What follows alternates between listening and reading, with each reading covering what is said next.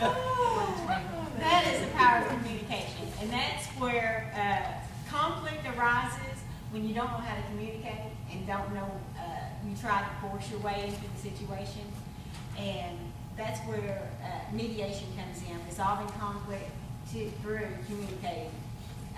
I was a paralegal for 15 years, and I was on the other side when you get to deal with the cases where they are in that arguing state of mind, and I'm right and you're wrong, and I want it this way, and that's the only way. Then I found out through working with family law about mediation and getting the parties together and talking to them. William Blake, he wrote, I was angry with my friend, I told my wrath did end. I was angry with my foe, I told it not, my wrath did grow. Studies have shown that what most people want is to be heard and to be understood. Mediation provides both of those things. What we do is we get the parties together, and it's all confidential, and so nothing leaves that room other than what is written down on a piece of paper. All of their dirt gets to be brought in, all of their anger gets to be dealt with. If it gets too bad, we can separate them and move them to another room, but still they get to say their voice. They get to say what the problem is and come to a resolution that the courts may not have thought of. By mediation, it's a binding resolution. It's going to stand up in the court of law, but a judge is going to decide. A judge or a jury can take it to the court. Whereas in mediation, you can craft your own deal that's going to fit your situation, because only you know what works best. You know if grandma is going to be a good person that the child can stay with, or you know the work situation better than just the standard possession order or something that a judge will order. We did have a case with a divorce.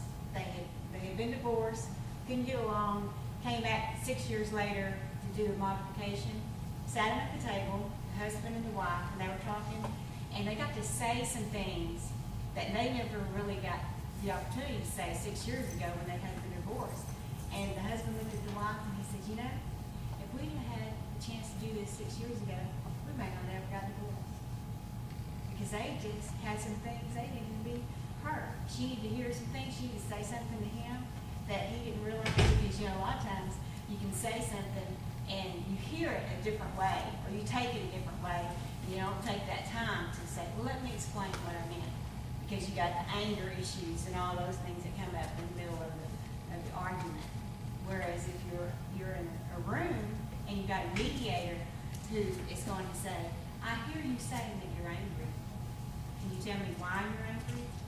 And then he gets to say, even if he's saying it to me, he's saying it and she's listening.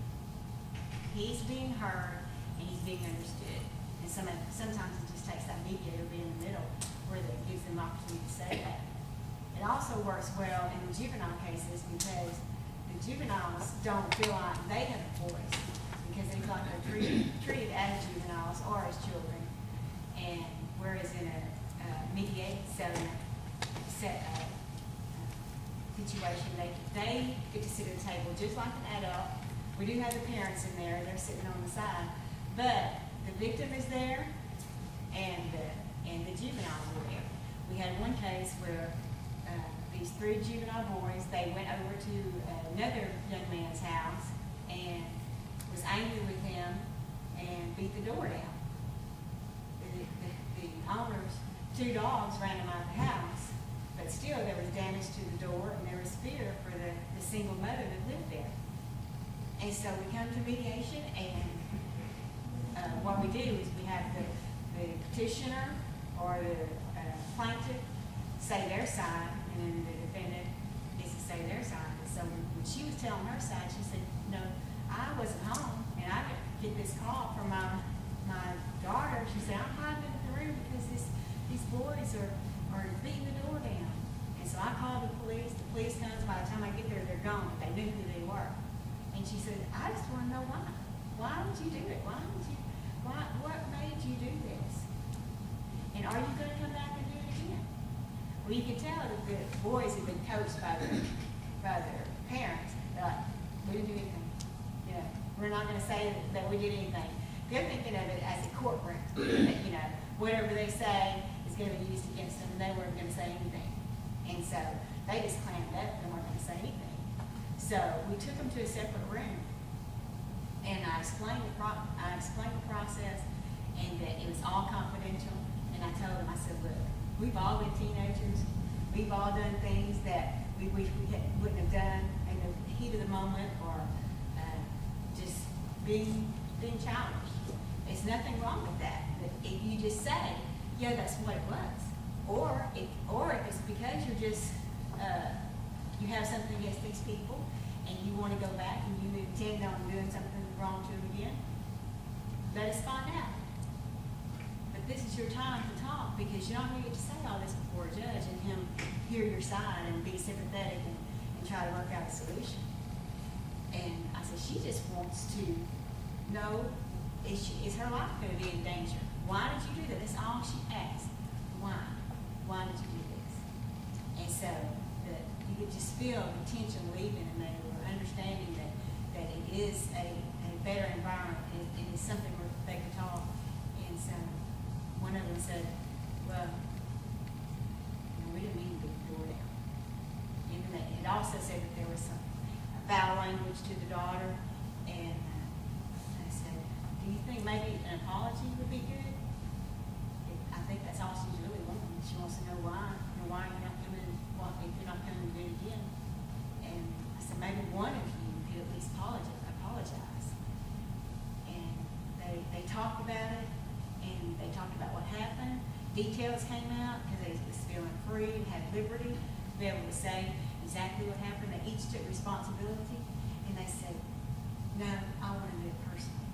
All three of them wanted to apologize to her personally. And so we brought her back into the room, and she didn't know what happens, because you don't get to say what happened in that room and what happened in another room. All of that's confidential. So she doesn't know what's going to happen when she comes back into the room. So she still has that tension inside of her. And so when we brought her back in, she sat down, and we said, these gentlemen would like to say something to you. And they each had written out their little apology. And they read their apology to her and said, we're sorry for breaking your door down. We're sorry for what we said to your daughter. We want to make it right. And so one of the parents actually worked for a mobile home place who installed doors. He decided that he could get it at a reasonable price, and all the boys want to go over and help fix the door back up, because they all live in the same neighborhood.